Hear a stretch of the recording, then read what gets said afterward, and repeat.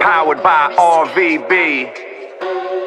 You are now tuned in. This is Trill Latino live. We gon' bring it to you real, now yeah, we all the way live. Ain't nobody gonna tell it. This is Trill Latino live. We gon' bring it to you real, now yeah, we all the way live. Ain't nobody gonna tell it. This is Trill Latino live. We gon' bring it to you real, now yeah, we all the way live. Ain't nobody gonna tell it. This is Trill Latino live. We gon' bring it to you real, now yeah, we all the way live. Big EJ boy and Daniel, not talking to the best. It's Big E, Daniel Boom and J boy, talking about the real. Welcome back, mi gente. Episode number 2, Trill Latino live. Later on, we got an interview with Play from Playing Skillz. I also got my co-host in the building, Jason McCoy, Daniel Boom, their boy Jamson, also Los in the building. Man, episode number 2. What y'all doing? Hey, we appreciate all the love on the last one. If y'all didn't subscribe, y'all make sure to hit that subscribe button and spread the word. This is going to be the new hot channel, and we're going to be representing all kind of people out there. Just let us know who you want on the podcast, and we'll see if we can make it happen. Hey, it's Sunday, fellas. I sure do wish we had some football right now. Oh, What do you man. think about that? Well, we still got time. Preseason hasn't even started, so hopefully by then we'll be out of this quarantine. Yeah, but there's no training camp. That means this is delayed. Yeah. They gotta have a amount of time to get ready, and Y'all look ready, man. Y'all got haircuts, and y'all were one of the first ones in line at the barbershop, huh? Friday? Yeah, I was. You were? I was there like 9 o'clock in the morning. Dang. You don't want to see me take off this cap. Like Big E's beard under there. I look like Oh, I that thing got is- look like I got the shag, baby. I cut that shit on my own. He just cuts what you can see, and then he puts the hat on. Yeah, That's what I need to do, man. For the vlog, fuck it.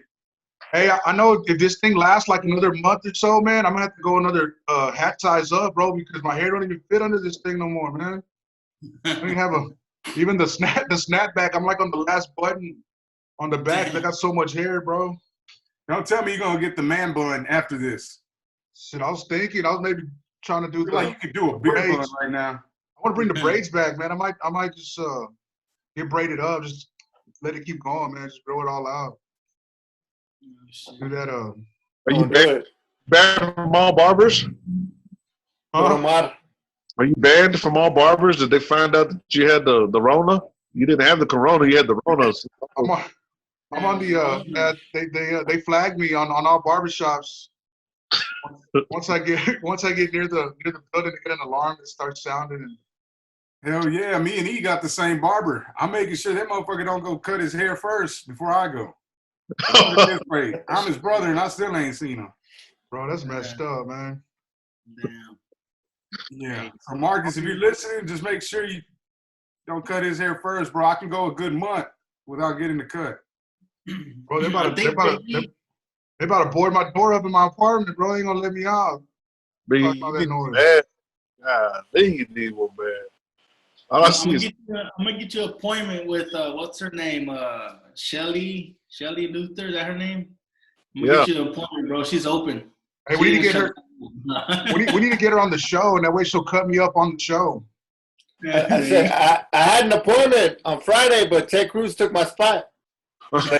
They bumped me until next week. yeah. Oh, shit. Back order. Back order fade. Fades are on back order. Hey, man, that's true, man. I bet you those lines were crazy. How was the line, room? Or they were just by appointment? I got there when they opened. Yeah, it was by appointment By only. appointment only. Yeah. I bet you that's a process, man. Hell yeah. Hey, anybody watch anything good on TV lately since we're all in the house? Any good new series or something that we could be on the lookout for, let everybody out there know about? Man, the one I seen was the I don't know if anybody's seen it, the Waco. No, I want I to. haven't seen that. Yeah, that was good. Dope, bro. It's dope. It's a Yeah, good it one. was. Man, There's a documentary. It's a series. It's a series. I mean, I don't know if you could call it a documentary. It's more like a movie, you know what I mean? But You can run through it like in one day, though. yeah, it's not too long. Called Waco. It's on Netflix. Is it like based on true events, or is it? Yeah, on the Dave Koresh and the Branch Davidians. Something like a cover. What year was that? I was back in the 90s, man. Was it that bad? It wasn't that bad. 93. Yeah, I remember that day. Yeah. And it was hard because it lasted like a whole month, and every time you turn on the TV, that's all it was, man. That's all you see is the live footage of that and stuff, man. It was crazy. That's not even far from us, here in Dallas, so we felt that. And it was based on a book. It was based on a book of a survivor of the Branch Davidians, man, that was actually inside the compound when all that stuff was going down, when the house burned and stuff. Have y'all seen Viva? It's Stars, I believe, Stars series. Yeah, I've been watching it. It's too much. I mean, I like it, but it's a lot of lesbian action, like the whole show. That's all it's mainly about. A lot of sexting, a lot of sex. Yeah, a lot of scissoring. Scissorhands, you mean? Hey, no, but it's a dope movie, man. I mean, dope show. I like it. I watched the first season. I've been watching the second series now. Well, see, like before all this quarantine stuff, man, I hardly ever watched TV. So I started on episode 2. I really didn't know how to work the remote, and I just clicked on it and started watching it, bro. And didn't realize after episode 2, I noticed there was a season 1, and I went back. I watched season 2 first, and then went back to season 1. And now, man, it's every Sunday. What season 3's on there? They have Crucito comes out on season 3. Yeah. I want to watch Nicky Jam one. Anybody seen that one? I heard it was very interesting on that. Nicky Jam's documentary. I don't know what it's called. That one too. You can run through that one in about 2 days. Really? It's a good one. Yeah, it's a good one too. You seen it, Boom? No, I haven't seen it yet. It's on my list. One on my list, probably tonight. I want to start the LA Originals. I want to check that one out. It's dope. That's good. It's good. Oh yeah. That sounds good. Y'all got options. I've been seeing Frozen for the past 5-6 weeks. You get a live performance too, because my daughter singing, dancing, running the room. I said not even Frozen Part 2, just the Part 1, right? Part 1. First Part 1 and 2. Yeah, the LA Originals, it's really dope, man, to see like Latinos that were that big in the industry back in those days, doing the things and working with artists that they work with, man. They work with all kind of artists everywhere. Like everybody wanted a tattoo from a cartoon, from Eminem to just everybody. So he was, the biggest thing at the time. I like watching that. It was real motivational, man. Just seeing their come up, bro. Their come up was real. You know what I mean? You could see all the dedication they put into it. A lot of sacrifice, and coming from Latinos, I mean. Did he tat up the King of New York, Tekashi? Hell nah. That boy got he did 50 Cent's back piece. Oh, he did? Yeah. The big old 50. Is he still tatting?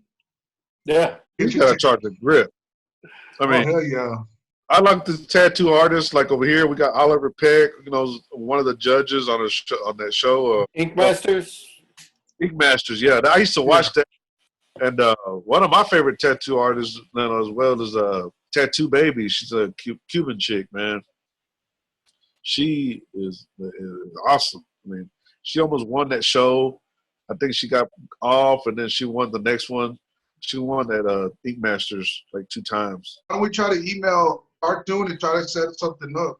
See what the weight is on that. Man, that'd be cool, but there's actually some more home base right here, straight out of Dallas, artists that are actually need to be recognized, man. Like one is Chris Luna. I don't know if you guys know Little Chris. And then his boy, Little Boog. Is it Boog or Little Boog? No, Boog. Boog, yeah. Yeah, Boog. Yeah, Boog is dope. Like he's one of the I guess the top tattoo artists in the DFW area, but he travels all over the world, and you probably can't go into a tattoo shop, if they carry anything Latino, they got his flash in there. Like his flash is in almost every single tattoo shop around the world. Who does tattoos is Juan Gotti. And I didn't know it. Have you seen his paintings? Yeah, so the one he did of SPM was pretty dope. Yeah, they are.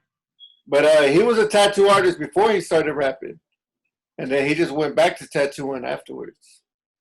Yeah, I really like didn't know that. them paintings he's been doing. They're coming out dope. On the real though, some like Boom said, he said that he was a tattoo artist first, and then he went back to it after the rapping. Yeah, I mean, he's still rapping, but you could tell in the beginning when he first came back, I seen some fucked up work from that boy. Yeah, lately his stuff been on point though. I've been looking at it. Yeah, it's gotten better, definitely, because I follow him. I follow him on social media, and I seen it, man. He's definitely got better at his craft for sure. Check it out, guys. Our next special guest is a Dallas native, produced songs for artists such as Lil Wayne, Chamillionaire, Flip, also Latin artists such as Pitbull, Daddy Yankee, Becky G, We Sin. Trill Latino Live, help me welcome one half of the two-time Grammy Award-winning duo, Play of Playing Skillz. What up, Play? What's good? Hey, not much, man. How's the quarantine going for you, man? You know, being locked down at the house. What you been up to, man? This past month or so in Play's world.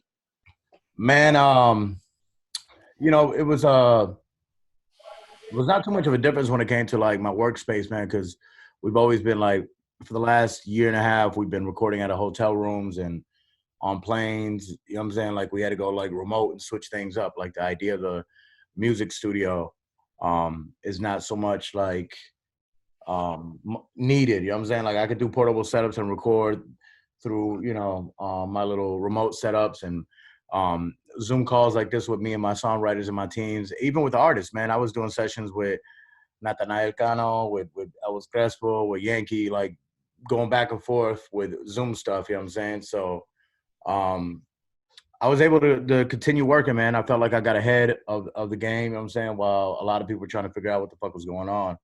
So, you know, in terms of making music, you know, we stayed on top of the game. But like my live shows and my touring, all that shit got fucked up, you know what I'm saying? Because we had to cancel our Europe tour. We had to cancel our Vegas residencies. You know, we were just on like the cusp of like international touring for an all-time high for us. You know what I'm saying? The last year and a half, we've been going to different parts of the world, like, you know, Korea and all of Latin America and Australia and doing all the shows one by one. But we finally like set up, you know, to go on like a world tour and promote all the new singles that are coming out. But that's out the door, man. So, you know, the live stuff is gone. Yeah. That's it, man. You know, I finally, man, after like 15 years, got a chance to like sit my ass at home and you know what I'm saying, like spend time with my folks, you know what I'm saying, and my kids, man, and just, you know, instead of like, man, I'm home for 3 days off the road or, you know, and just do that, I actually got to sit home for like a good 6 weeks and, you know, and do that whole thing. So that was a blessing. Nice, man. Hey, so being a native of Dallas, I understand, you know, you grew up in the Irving area. What made you, you know, want to get into music? You know, what kicked off the career for Playing Skillz and what got started? You know, how'd you get started? Man, I don't want to go too crazy in detail so many years, but I mean, I guess I'll make it as short and sweet as possible with as much detail because that's important too, man. Like I grew up in Irving, man. I was a soccer and basketball player my whole youth, man, all the way to like around 16, 17. And I watched a guy by the name of DJ Scribbles, a very legendary DJ on a show called The Grind, MTV's The Grind one day.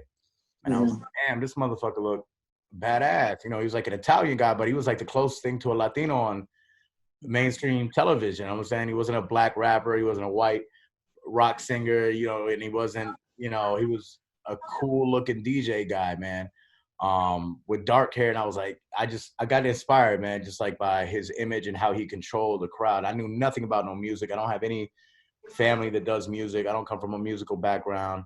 That's not my story, man. I wanted to be a DJ, man. So I saved up and bought a DJ in a box, is what it was called. And it was like 2 belt drive turntables and a mixer and a shitty needle. And began my quest of like trying to become a DJ, the idea of being a DJ. And my brother is my blood brother, you know what I'm saying? He's younger than me. He kind of just followed my footsteps, man. And man, we started to throw house parties like around the Irving neighborhood and Grand Prairie. And then we got with like you know, when the blowouts started happening and all the different ballrooms. I used to go to those on Northwest Highway. You used to have that one spot over there. Yeah, La Huida. It was off Webb Chapel, and Yeah. man, and I was still in high school, man. I was still a teenager, and I was making my own flyers, promote my own shit. And I caught the eye of in the ear of Ernest the Doorman and Me Mowdy at the time, who in my books are living legends. They're good friends. Now they're really good friends of mine, but they're legends in the entertainment spectrum of Dallas, especially for Latinos, dating back to all the clubs, Rhythm Nation, 2551, DMX, and so forth, man. And DJ Big Baby, rest in peace, man. Big Baby. Yeah. Baby. One of my biggest inspirations, my favorite DJ of all time. And I used to literally go to 2551, man, and sit in the DJ booth and watch this guy never get off beat, and mix really fast. It was clean. All his records were in perfect shape. My shit was warped. I would leave my shit in the car, and all that shit, man. And I just have so much rich history in Dallas, man, because I'm a real motherfucker that really came up from the Dallas streets of I shopped at All Time Party Time and all the record stores way back when this was off 30 and Gus Thomason, way back. I even worked at All Time Party Time, you know what I'm saying, for Robert Gonzalez. And, so that was the beginning of our whole thing, man, of DJing. And we just, wanted to be producers shortly after that. You know what I'm saying? My brother is actually a musical genius, man, at what he does, man. We don't even have an explanation. He has no education in music theory. He can't tell you A flat. He can't tell you a note, but he can play the piano like the best of them. He can, produce melodies that, have became major hits for us, man. So he just got ahead, man. He just had this gift that was ahead. And I've always been the spokesperson, the out social guy.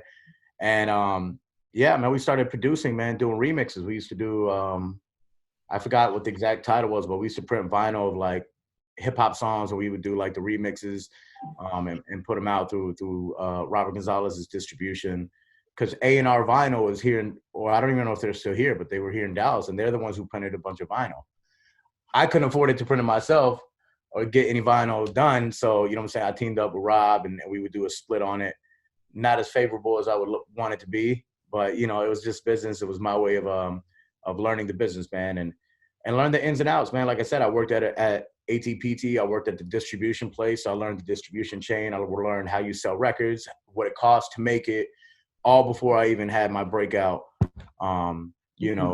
hits in the producing world. So, man, again, this was really two brothers that, grew up in Irving, Texas. I DJ'd probably at every fucking venue from Hi-Ho Ballroom to, man, you name it. You know what I'm saying? Every club all through the city, house parties, the blowouts when raves were happening, all the way to the American Airlines Center. You know what I'm saying? Yeah. We did that. You know what I'm saying? So, Dallas is very dear to me, man. It really is, man. So just a quick question as far as on the production side, you said you would do remixes. What type, is that just sampling from old records, recreating beats, or was that kind of just mixing, clashing records together? I would say it would be the equivalent of what people are calling edits now. You know what I'm saying? I would take an acapella of a Fat Man Scoop acapella. Put your hands up, put your hands up. And I would put it over Southern beats, you know what I'm saying? Juvenile's High or C Murder, Down for My Niggas, you know what I'm saying? And I would put different chants over the track. So we would make it to where the DJs would have a different version than anybody else to play. Because, we're all DJs. We all play the same songs. What is going to separate myself? Mm-hmm. And one thing that was a little unique about our remixes was I was able to travel to New York at a very young age. My father worked for American Airlines. So, I was able to fly back and forth to New York at a young age. And I went to a record store called Beat Street Records in Brooklyn. And I was able to buy these records that were called AV8 records back in the days. And the AV8s were these chanty, records. So my DJ sets would sound big because they were just, unique. So we took that and we kind of we used the MPC. We redrummed the sample. We cut the sample. We put the 8-bar intros, 16-bar intros, because I hated having to mix a record with the instrumental get back to the original song. You know what I'm saying? That used to be the way to do it. You play a song, boom, you cut the instrumental in, or you mix the instrumental, get out, MC would talk, then you put the next record. And I thought, man, I just want to put intros at the beginning of this, so my shit would just flow. So that was kind of the beginnings of it, man. The quality, I mean, going back and listening to it, it sounded like shit. Yeah. And I remember arguing with Robert, man, because Robert Gonzalez is an OG, man. I mean, everybody in Dallas knows. I mean, he's still, thriving with music access and still doing his thing, man. But everybody has dealt him at one point, man, and he can be extremely hard-headed at things. But that was one thing he was right about. I thought I knew what quality sounded like. My ear was not what it is now, so I was not completely on point. But man, I'm happy about it, man. I actually saw a burnt like a CD that I burnt of one of the remixes the other day when I was of it was the year 2000. That was the year that we did our first remix 20 years ago. 20 years.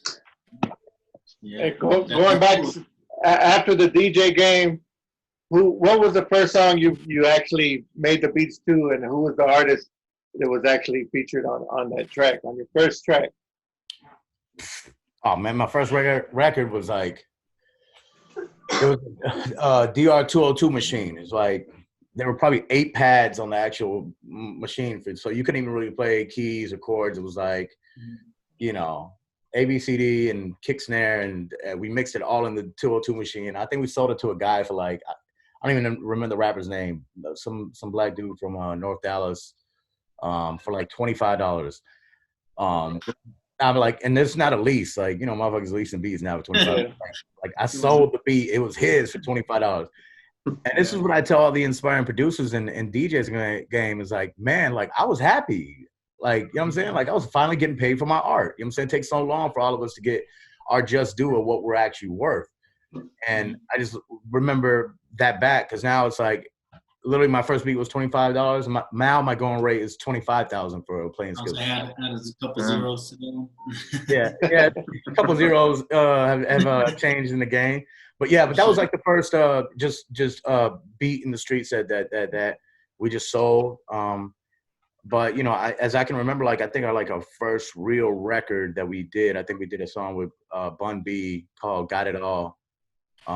Man, this is way back. I mean, it's so terrible. Jeez, we're rapping on the song. We shouldn't have been rapping on the song, but but you know what, man? As producers and DJs and Latinos, like, I couldn't convince anybody to rap on my beats, man. Believe it or not, you know what I'm saying? Like, motherfuckers wouldn't show up to the studio. They'd be late. I'm paying for studio time, and I don't even have the money to pay for it, man. You know what I'm saying? Like, I didn't have, I don't come from a rich family, man. I come from Raven Place apartments, Section 8, government apartments. So we ain't got no motherfucking, time to be wasting. We got studio time 8 to 10, motherfucker. Be there at 8 because we got to record 4 songs at 8 o'clock. Yeah. Hey, speaking of that, I used to live down the street, and we used to cut through from Austin Junior High, the back way through somebody's field. Yeah. And I actually got jumped right there in the Rebel Place apartment one time, man. It wasn't me, bro. Yeah. Nah, it wasn't you. I remember who it was. I believe that. I believe. It was a rough time, man. You know what I'm saying? It's like nowadays, like the kids don't run freely in the streets like that. But man, if you walk around in, the wrong alley, like wrong street, like on this side, and as a kid, man, you're just trying to get to school, or you're trying to go to the basketball game, you're trying to see your friend. You're not really you get caught up in, some crossfire shit. So man, I'm blessed to be able to be in the position I'm in, coming from where I came from. I have a lot of friends that, it didn't turn out exactly the way they wanted to, that are locked up, that, didn't make it as far, man. So first of all, that's probably like my biggest blessing, knowing that. And man, man, I have a house now here in Las Colinas, not too far from where I grew up, man. And like, man, I'm always still like around, man. You know what I'm saying? Like, even though I moved to LA, I got a house in LA, I moved to Miami, but I'm still, goddamn, man, I still got my meat over there in West Dallas. Like, like I'm an urban ass Dallas motherfucker, man. Like, I just love it. And sometimes I think people like are surprised that I'll go watch a football game at Bombshells. They'll be like, "What are you doing here?" I'm like, "Bruh, it's a football game. I'm a Cowboy fan. Like, I'm with the people. I'm trying to get some beer, something to eat." Yeah, I'm saying? Like, I don't care about all that. the extra fame and the success we had, man. And it was built really through us being that humble with the people, man. You know what I'm saying? Like, that's really where it got built. You know what I'm saying? It's like, we're still accessible and touchable. And, you know what I'm saying? Like, you say hello to me, I'm gonna say hello back, because we wouldn't survive without the people, especially the Latinos in Dallas, man, for sure. So how does that work now that you go out to, you know, say when you come back to Dallas, you know, you go out with your non-famous friends, you know, do you get the bill or do you split it, or? I got some friends here with me right now. I made them pay for one for once. No, you know what I'm saying? Like, I'll pick up the bill for the most parts. I mean, I think like very early on in my career, when I had friends that I grew up with from my neighborhood, I paid for everything. And I'm gonna share with you guys, like, that was the worst mistake that I made in my personal life, because, you know, you can't take care of everybody, bro. You know what I'm saying? Your kids and your family got to come first, and everybody believes that you're supposed to do that. You know what I'm saying? And like, I don't have to pay for your lunch, bro. You know what I'm saying? Like, I can invite you to lunch once, but every time you see me, like, buy me a beer, bro. You know what I'm saying? Like, you know what I'm saying? Like, and I spent a shitload of money, and I took care of a lot of people, man, that just grew up. I gave people jobs that weren't qualified. I told people they were A&Rs when they weren't A&Rs. I made people DJs when they weren't DJs. My biggest homeboy that was big, you're going to be security, bro, but he's not qualified to be a security guy. You know what I'm saying? You want to fight. A real security motherfucker is supposed to avoid any altercations. I'm gonna tell AJ, like AJ's. Yeah, you know what I'm saying? AJ was one that actually, yeah, that's my dog right there, man. But, you know, I just learned that, you know, we're all human beings. Everybody works, man, at the end of the day, man. You know, I am, you know, I am nice. I will take care of things when I need to, but things are different. You know what I'm saying? I got two boys, and you know, they come first. So that's real. So you do have your family and friends on payroll? No, I don't actually. I got one. It's my brother, and he's my business partner. That's it. Damn it, and that's there enough. You go. It's hard to work with family, isn't it? Possible. You know, me and my brother are night and day, bro. You know what I'm saying? Yin and yang. I mean, he don't even do, not because he doesn't want to. It's just not his thing. He's never been a really social people. Anybody that knows my brother growing up would be like, he's always been a quiet guy. He's always been into himself, you know, introvert. That's why if you ask him about the quarantine, he's like, what quarantine? I'm used to being at home, locked up in, you know. But nah, man, no family business. I take care of my folks and my family without them having to be on a payroll. Just, you know, they're gonna get what they got to get anyways. That's real. So after you started producing, then y'all started performing. Like the song "Freaks" came out, and I know y'all performing that song everywhere. I remember one time we're in actually South Padre Island, and it was me and Reed. We're out there promoting the Latin Rap Mix CDs, and you know, we were kicking it with you guys. And I know you performed at one club at the end of the island, and then we all went in a van, the police escort, like to the other side of the island to go perform. Y'all were gonna go perform over there again.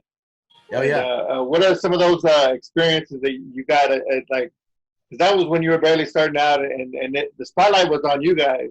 Right. You know, not producers. As performers. Yeah, man, you know, that was by default, man, to be honest with you. Like, again, it goes back, like, we had a clan of artists, man. We had a crew like I loved Wu-Tang Clan, so I wanted to be like RZA, and we thought we had our Ghostface Killer and Method Man, and like we had a crew of like 8-9 guys that we went to school with that like rapped. One of my best friends was like the rapper, and I was the producer, and we were just supposed to be producers. And man, you know what, man? When you're young, you're 19, you're 20, 21, and you chasing girls, and you know, you're not really as focused, man. One thing about me and my brothers is that we were really, really focused on what we were trying to do. So if we said we're going to the studio, we're going to the studio. I don't care what else is going on. You know what I'm saying? So a lot of the guys weren't showing up for the studio time. And one day, the Moments in Love sample by Art of Noise came on one of my CDs.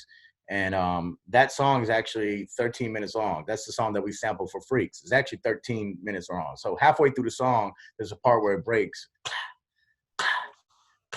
So we sampled that. I put it into the MPC. There's literally 4 instruments on that song. The sample, a kick, a snare, and a distorted 808 that's not even the right key. And I made a beat to it.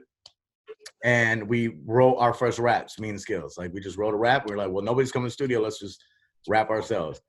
So we rapped on the song, and one thing led to another, man. We got Adina Howard to sing on the song. She had, you know, T-shirt in my panties and Freak. I forgot what her name, the Freak song she had.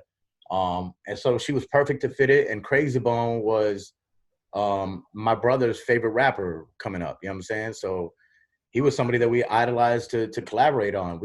Who would think that he would appear on our first rap record when we weren't even supposed to be rappers, man. So that kind of fell into place, man. You know what happened was we represented the Latinos, we represented a city, and it meant a lot to a lot of people. So we started to gain a lot of like these cult like fans, like real fans that would follow us. So the promoters were like, shit, we're going to sell tickets if we book Playing Skillz. You know what I'm saying? They started calling us to do shows. And that's why I was like, Sal Padre, man, I'd pick up 3 bags at night. I'd be like, into the city, into the block, other block, in the middle, a house party. You know what I'm saying? And it became a job for us, man. You know what I'm saying? As MCs. And you know, and then we went on to do a couple more songs, Latino Stand Up, Get Freaky, that we performed records on. We actually, you know, even got offered a record deal at Universal Records as artists, you know, as performers. And the entire time we're like, man, we don't even want to be performers, man. We just want to produce and DJ. But shit, you know, you can offer me $300,000 to make an album, I'm gonna rap, motherfucker. This shit, you know, it's gonna happen. So, you know, that was the first record, and you know, it opened a lot of doors, man. And again, it's crazy because Freaks was played on K104 first, then 97.9 The Beat played it. And these are predominantly black stations, you know what I'm saying? Like there weren't many Latinos that were on the stations, but the Latinos listened to these radio stations for their hip hop. And you know, the song literally blew up. Believe you me, Skip Cheatham was not trying to give me no handout. You know what I'm saying? But he could not stop all the little girls from Sunset High School and Irving and MacArthur and PP and all around calling and requesting Playing Skillz Freaks. So every night, man, that top 5, that top 8 at 8, number 1 would be Playing Skillz, you know what I'm saying? And it started to research, it started to do callback, and it just became, you know, a mega hit for us, man. So, you know, there's still a classic in my eyes, man. You know what I'm saying? Like still around. Oh, yeah, definitely. Yeah. Anytime, it's still everybody's still gonna get crunk with that song. I know, man. You know, it's crazy because like sometimes I do DJ sets and like we're in a whole different like frame of mind musically, and I'll get like those true fans that want to hear that, and I'll be like, damn, man, I don't know, I don't really want to play it. You know, and like we get hired for a lot of private events, and like the guys want us to perform that song. We're like, no, you hired us for a DJ set. We're not even singing or rapping. Like we're not supposed to. But we end up doing it, you know, at some point, you know. Yeah. So as you know, a lot of times, like you said, you walk into the club and I'm pretty sure you get recognized here in Dallas a lot, you know, walking into Bombshells or you know, club downtown Dallas.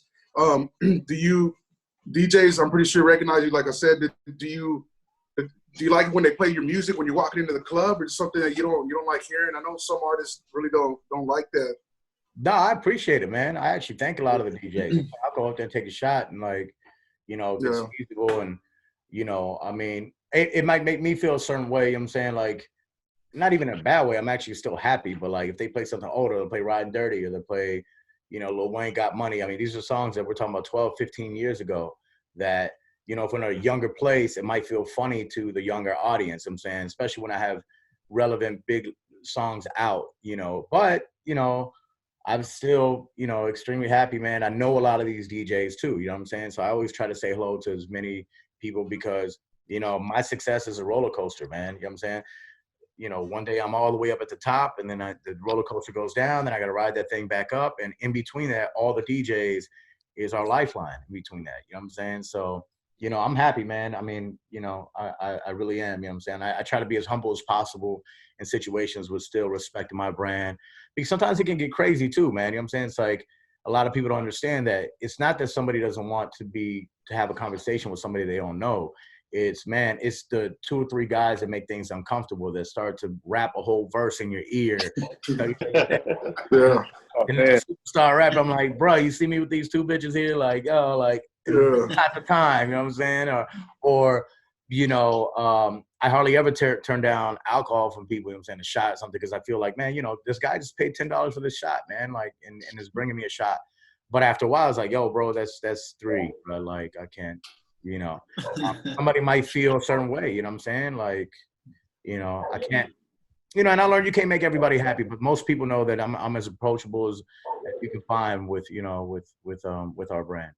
So I was actually gonna ask you along those lines. It was like what, last week or something, or 2 weeks ago, when they had the since the quarantine, Instagram Live has, you know, they've been doing the battles, and they had the T-Pain and was it Lil Jon? Yeah. Yeah, and your record came on. Yeah. You got money. I mean, that's gotta hit you deep down where you're just like, yeah, you know, you're just back. And it's funny because the other legends, as soon as that record hit, you can see it on the facial expression, like, oh, he just hit me with that one. You know, so it's got to be, you know, just how does it's iconic, man. You know what I'm saying? We have a few of those in the history of the Playing Skillz catalog. You know what I'm saying? Like, yeah. Freaks might not have been as worldwide, but it's still a special record in many places. That's a classic. Riding Dirty is a staple in hip hop for life. It's one of the most successful crossover hip hop records of all time. You know what I'm saying? Did the first 5 million sales of a single before anybody even sold those type of numbers. You know what I'm saying? At a time where ringtones were crazy and everything else. Got Money, you know what I'm saying? Carter 3, Lil Wayne, T-Pain, 2 of the GOATs. So to see, you know, John and Payne go at it, and, you know, Payne, I think, was like his 4th song he played. And Lil Jon kind of said something like in the battle, he was like, bro, he's like, you already bringing out like the heavy hitters, man. Yeah. Yeah, you know what I'm saying? So I mean, that was really, really cool, man, for us, man, and it was iconic. I watched it in real time, and I thought that was really, really dope, man. So you guys have worked with various artists, major artists, you know, from the top of the top. If you could work with any artist, living or dead, who would you work with?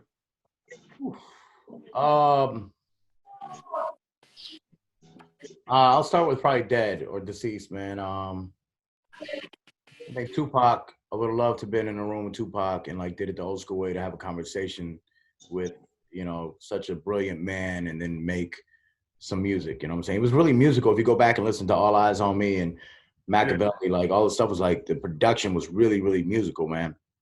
There were some Latinos that were involved in the production. A lot of people don't know, you know what I'm saying, that he had a lot of Latins that produced on his records, you know what I'm saying? So I think reaching back, Tupac would have probably been like my choice in that. As far as now, man, bro, I in no cocky way at all. Like, we've worked with literally almost everybody that's on the bucket list. I would say probably Jay-Z, and a lot of people don't, and, you know, I don't even know if he'll ever make an album again, but I would love to give him some soulful hip hop, you know, type of beats, man. And we had actually the opportunity on the Black album. He recorded 3 songs that didn't make that album. You know, so I thought we were going to get that off the bucket list, man. So, you know, Hove is special because he, you know, his voice on any beat just sounds perfect all the time. Hey, the crossover from hip hop to the Latin market. What made you do that? And how was it working with, you know, Becky G, Daddy Yankee, and Frankie J, and all these Latin artists in the business now? Man, you know what, man? Going back, so after like Carter 3, you know, it's not a secret that, you know, we were involved in a huge lawsuit with Wayne and Cash Money over the payment of Got Money, and not just myself, all the producers on that album, nobody had been paid. So that was like a weird period of events for hip hop, man. Like, they weren't paying the producer. There was an era like 2001, 2002, all the way to about 2005. You had the Scott Storch, you had the Neptunes, Timbo, you know, 100,000 a beat, 150,000 a beat. You know, I mean, the producers like at an all-time high. You got a Scott Storch production, it's a hit. You got the Neptunes, it's a hit.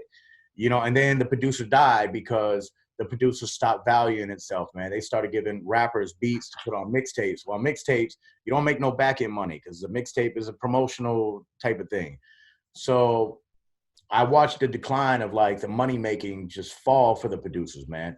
Rappers weren't wanting to pay for beats anymore. They were going, man, I'm not paying you for a beat, man. Let me put that shit on my mixtape. I'm like, well, what the fuck I get out of me sitting here for, you know, 6 hours banging on this beat for you to go drop a mixtape, for you to gain fans and you to do shows, and I don't even get no royalty. I don't get no publishing. and I got disgusted with rap music for a while, man.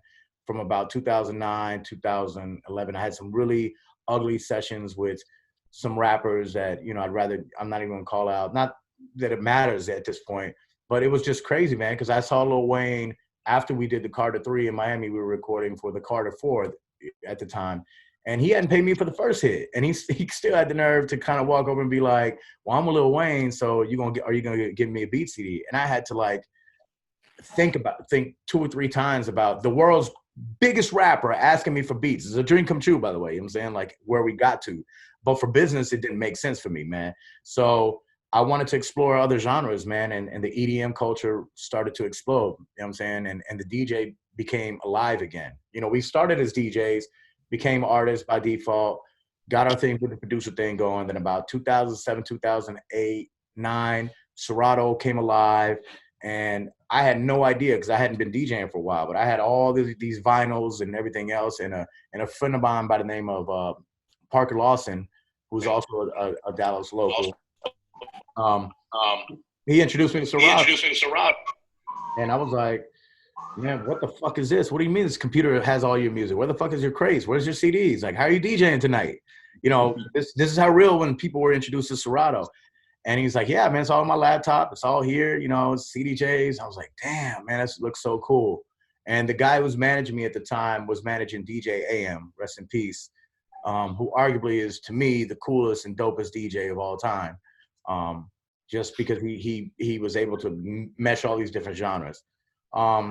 So anyhow, we started to DJ again and started playing more electro sets. And I was always a big house fan. I'm a huge house fan of Chicago house, Mark V and Poogie Bear, and like all that's Bad Boy Bill, DJ Irene. Like that was my beginnings. I love playing hard house music and like dance music. So I was like, man, the EDM thing came. I was like, man, let's challenge ourselves to produce, man. And the first EDM record that we worked on was a song called Where Them Girls At, David Guetta, Flo Rida, Nicki Minaj. And that record did phenomenal for us worldwide. Mind you, I'm from Irving, Texas, man. All I know is Southern hip hop and success in the States. We haven't stepped out globally. And we got introduced to LMFAO because our management team was also managing them at the time. And Red Foo took us on tour. We toured Mexico first, and then we did Central America because he wanted to take a bilingual act that could DJ and speak Spanish on the mic and rock and roll. And that's where we started like going deep into our roots. You know, when you're in Mexico City and you're able to navigate La Gente, you know, and the whole Latin thing, that's completely different from like an opening DJ act on a tour talking English. You're not going to get the crowd the same way as some Latinos are going to do it. And I started seeing that the Latin market was wide open for what was to come, which was like these new Latin music is a fusion of like trap, hip hop, electronic mixed with reggaeton drums and pop melodies. And this is like 2014, 2015. And I get a phone call from Daddy Yankee after the LMFAO thing. And, you know, Yankee was he was still popping, but he didn't have all these magnitude of hits. You know what I'm saying? That ended up coming after this. So me and Yankee hooked up, and he asked me for a Pitbull record, is what he said, actually. He's like, man, I want to make a Pitbull record. Because Pitt, like, he broke the barriers of what a Latin urban artist was, man. This is what the first guy, I mean, this guy was like making records with Kesha and Neo and Christina Aguilera, #1 top 40 records. Like, he was, you know, a Latino that was true to his shit. You know what I'm saying? Like a Cuban Miami motherfucker, like making pop hits. And Daddy Yankee wanted that type of success, man. Even though he's, you know, king of Latin urban music, that type of success is a different type of success that Pitt had. Yeah, so we recorded a few songs with Daddy Yankee, and the first record we did was Not a Crime, No es Ilegal, which was my first full Spanish record that I ever released. And we signed a deal with Sony Latin in 2016 to release Latin music. But I wanted to do it with my own flavor. You know what I'm saying? Like, we're not Puerto Rican, we're not reggaetoneros, but I'm inspired by their sounds. I love what they do. I was gonna do it my way with more of an electro, urban, whole thing. And that's kind of how, like, we even, you know, that whole just change. It was about rebrand, man. It was about, like, how much longer can I do Texas hip hop? I knew that the chop and screw sound was like, is going to be a thing. That was just a thing. You know what I'm saying? Like, do you see that? Do you see that with the Latin market? Because there was a time that it came in hard, the reggaeton, you know, yeah, when the Tego gasolina and all that. Yeah. Yeah. And yeah, I mean, I see that again, but now it's different because now we're able to communicate via social media way quicker and a lot more. You know what I'm saying? Like that sound that might have been hot in Colombia, Venezuela, Puerto Rico, Dominican Republic, might have not got back to the stateside. It had to pop off in Miami, New York City, and it might have got to Texas, and then might have even maybe got to California. So, but now with Spotify and Apple Music and YouTube, people are discovering these artists and able to keep up with all their favorite Latin artists way easier than, 15 years ago. Shit, well, word in the street, man. Tekashi 69 wants a beat from Playing Skillz. Would you work with him? Hell no, bro. No, I mean, listen. I just had the discussion. I have a single on the way with Nathaniel Cano, he's like this regional Mexican corridos young kid that's like the thing for young Mexicans right now. He's the most streamed Mexican American artist all over Apple Music, and he's known for his corridos, you know what I'm saying? But he's now doing these corridos tumbao and like these trap records. So I'm producing his new EP, which is a mix of corridos with trap urban sound, and it's really cool, man. And it's true to its Mexican culture, which I love. Although I'm Venezuelan Argentinian, but I grew up in Texas, you know what I'm saying? So I'm very, very up on Mexican culture, and I love that whole thing. And I love that he's being him, you know what I'm saying? He's not trying to do some reggaeton thing. He's trying to be him. Anyhow, is that sound that's coming out of Cali with the what is it, Lalo or Lolo Felix? That's more just a corrido. He's talking about narco trap, like kind of like I don't know if you ever heard of the Fort Worth based artist Little Cass. No, I don't, man. I need to though, because I basically it's it's like they're talking about iced out chains and cars and lean and like urban kind of sampling corridos though, right? Like into rap music. Right, you know what I'm saying? So we're putting the drums and the feeling behind it and trying to make it, a new sound, which if you think about a 19-year-old Mexican-American kid in the United States is going to love corridos because he's going to hear it from his older family at, gatherings. And then he's going to love fucking Young Thug and the Baby and Lil Baby and all that shit. We're just kind of like, combining generations and sounds. So, that record is done and we have an open verse waiting for somebody to do, man. And that was the initial conversation because Tekashi wants to collaborate with this young kid. And, so I've been faced like all day, like those questions. I'm like, I personally can't do it at this point in my career. I come from he got the 2 million views in what? How many minutes? No, that was on just the Instagram Live. Yeah, he actually broke the record for the most YouTube views in one day, 43 million views. He surpassed Eminem. There we go. But that means nothing. You know what I'm saying? I mean, yes, it's amazing and everything else. But, I had the biggest viewed video of 2019, almost 2 billion views on Daddy Yankee's Con Calma without having to sell my soul and my morals and my codes, you know what I'm saying, to for some views. I mean, if that's the thing, I might as well start cloud chasing down. You know what I'm saying? Like, I got a 16-year-old son, man, and he's kind of like a little A&R for me, man. He kind of tells me what's going on in the streets, man, and this and that. We had a discussion yesterday, and I gave him the scenario. I said, look, son, like, if I was to jump off our 2-story house and land on my neck in the bushes and you filmed it, we could get 10 million views for that type of cloud shit, right? But I still landed on my neck and did some stupid shit. My point is that, there's a bunch of shit that people are viewing and are tuned into with all the stupid love and hip hops and, I can go all type of shit that's just entertaining. I'm not even gonna say stupid, entertaining for people of the masses. But if you talk about me, now I have to associate myself with something that I can't stand for. And I know a lot of people that have been taken from their families, their freedom. I have friends that are locked up and not going to be able to see their kids. And, no matter what, I mean, he may be right. He might have been on, the right end of the stick, but that type, I mean, he's applauding it. He's not even apologizing. Like he's an OG of a rat. You know what I'm saying? Like, bro, not for the Playing Skillz, man.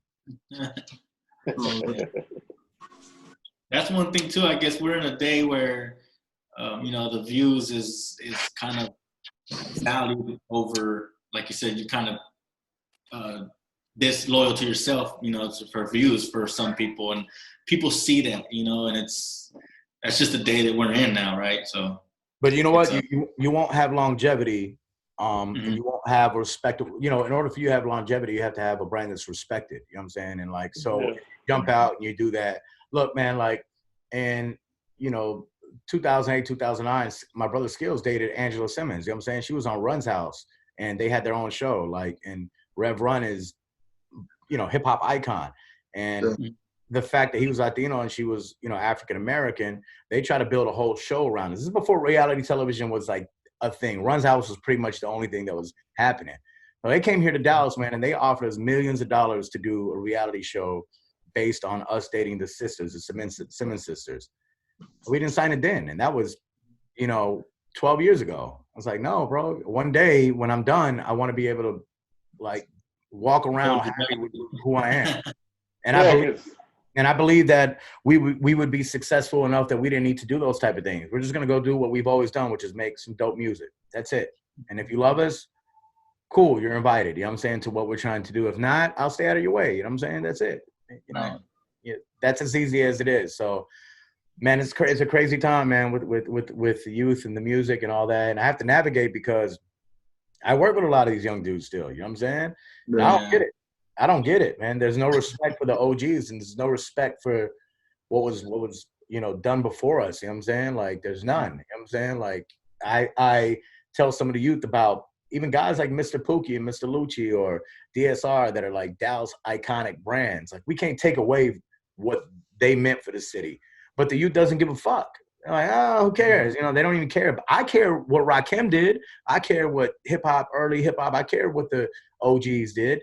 You know what I'm saying? So it's a different time, man. You know, it's a clout moment. It's what are you doing right this second? And bro, I'm not into fucking showing every plate of my food every second. You know what I'm saying? Like, I'll do cool shit, but man, I'm not finna expose my whole life to the entire world, man. There was something always cool about an artist being, you know, like, what did we ever know what Prince did? You know what I'm saying? Prince is arguably one of the greatest. Do we really ever know what his life was really like? He didn't give it, because if we did, you might not have liked his music because of it. For sure. You know what I'm saying? So, you know what I'm saying? Like, I'm not with that. I hate social media, man. Like, and we do it, you know, it's part of our business. We get it. But like, you're not going to see no clown shit, you know what I'm saying, going on with us, man. It's already hard. I already feel uncomfortable when I show my car or stuff like that. You got to do it, man. It's like, they want to see it. You know, and it's motivation to some people, but I feel uncomfortable doing it, man. I'm not from that school. Yeah. What do you think about the artists of Dallas right now? That Yellow Beezy and coming up and having a #1 hit song, and now you did a track. I did a track together for Madden soundtrack. Yeah, we did a song called Wrist with Yellow Beezy on the football game Madden 20 that came out this past year. What you think about that? I like Yellow Beezy, man. I like Yellow Beezy, man. I actually, I'm gonna give y'all a little gem, man, a little jewel. We actually just remade Riding Dirty, our 2005 classic with Yellow Beezy. So that's gonna be coming out pretty soon. Yellow Beezy snapped on that, man. So I like Trap Boy Freddy. I like Tay Money, like this little crazy white, you know, she's a little white girl that's spitting. She's pretty dope. I like 10K. I think he does like the little dances. I think it's interesting and cool for the youth, man. But, you know, I like the Dallas street shit, man. I think Yellow Beezy at least still kind of like does that, makes me feel like that. You know what I'm saying? Because I used to love to, I used to love the way DSR made me feel, man, about, you know, Dallas, man. I mean, there's some iconic tum-tum lines, you know, nigga, I'm from Dallas. I eat root, like, you know what I'm saying? Like, with my Oak Cliff bitch. I mean, he put G-Rock in it. You know, like, it just felt like culture, Dallas culture. I don't feel that as much anymore with a lot of the up-and-coming Dallas artists. So I'm waiting to see when, you know, a legit artist from the Cliff or from Funky Town that is from here, embedded in the streets, you know, pops up, man. So it's like they like the way they're singing is like Mo3 and him. They got this sing rap thing, and it's like the new Dallas boogie. They call it, you know. It's just a different style of I like Dallas, Mo 3 too. I think Mo 3 is jamming too, man. You know what I'm saying? I mean, but it's just a different style, man, and we have to accept it. You know what I'm saying? Like, that's how we've been able to navigate all these years, man. I just accepted like the change. I accepted evolution, whether it was the technology, even on the equipment that I may work on. You know what I'm saying? I come from the Triton MPC, hardware era. Now, you know what I'm saying? Like, I'm literally like, all I do is have my computer. You know what I'm saying? I record the vocals into my computer. I don't even have to move anywhere. You know what I'm saying? But that might be strange to somebody who's used to hitting, this. So it's the same thing with like, and that's why we're able to navigate and still work, because we still know what's going on. I see some of my older friends that are producers, and they're like, a computer comes on with this new Studio One or new Logic. I'm like, man, what the fuck is that? I'm like, bro, how do you not know if you're trying to like compete? You know what I'm saying? Or a DJ. There's some DJs like they're still stuck in that era and that time. You know what I'm saying? And I refuse. To be that. We educate ourselves. I take YouTube tutorials. I'm not afraid to say that.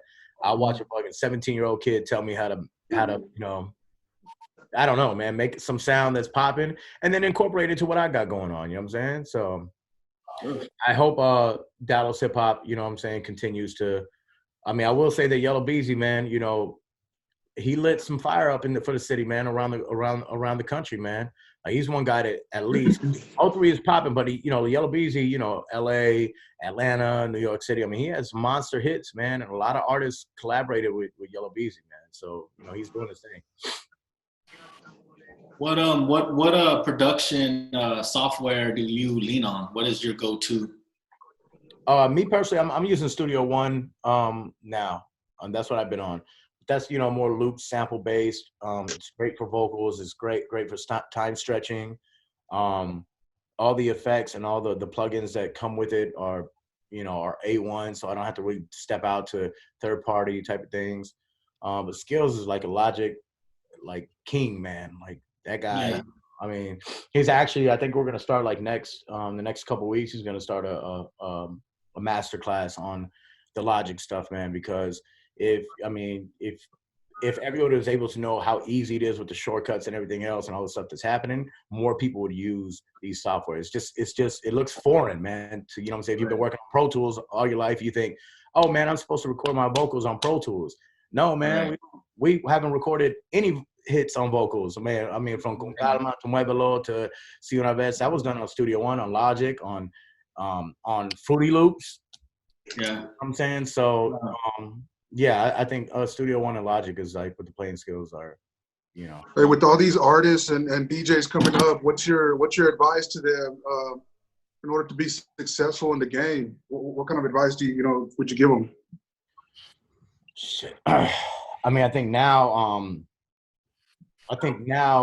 artists should be like chameleons, man. They should be able to like navigate through being somewhat of a producer, somewhat of an engineer, somewhat of a songwriter and an artist, and be able to do everything in the box, man. Like, this is the future of like the new artists. They don't need to go to a studio, man, and take hours to record. You know what I'm saying? Like, they can record themselves in the crib and do it at their pace. You know what I'm saying? They don't have to feel like how we felt. I felt like I was in jail at times, man, when I could go to the studio, when I could release music, how it had to be released, who I worked with. Now, man, you want to make a song with your best friend who makes the beats and you guys think it's good? Cool. Record it, put it in the box, put it up on SoundCloud, and go after it, man. You know what I'm saying? It's that easy, man. You don't have to wait for the big major record company or for the big producer cosign. You know what I'm saying?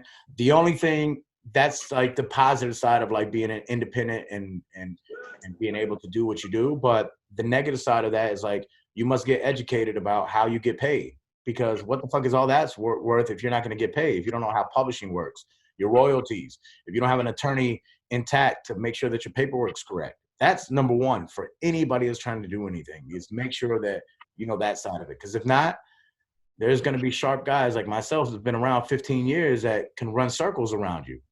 You know what I'm saying? And you don't want that to happen. So, hey, well, Play, I appreciate you giving us your time to stop in and give us this interview. And this is episode 3, man, of Trill Latino Live. And once again, thank you for stopping by and much success, man. And hope to see you back maybe on our 50th episode from now. We're just getting started. And appreciate you stopping in. Yeah, man, we got a lot of music on the way, man. You know, like we have a brand new single called Besame with Daddy Yankee and Zion and Linux dropping June 5th. Big, huge, like gigantic super smash that I'm excited about. Like I was saying, Natanamericano, I had some English stuff on the way as well, man. I've been working, you know, back to the urban stuff, man. All the video games that are coming out, the FIFA, the NBA 2Ks, the Maddens.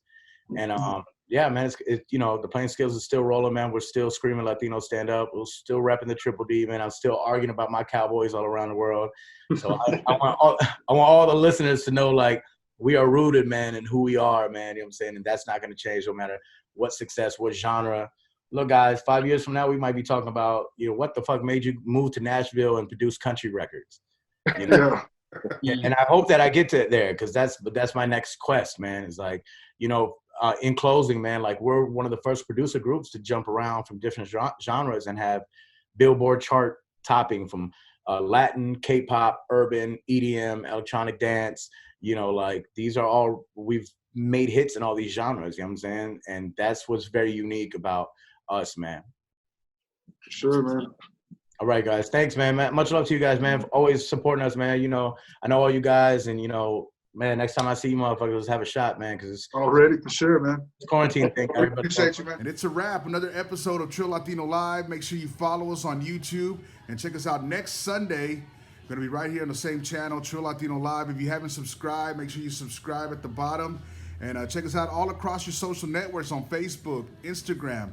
Make sure you like the page, inboxes for any information. And it's another show, man. We out.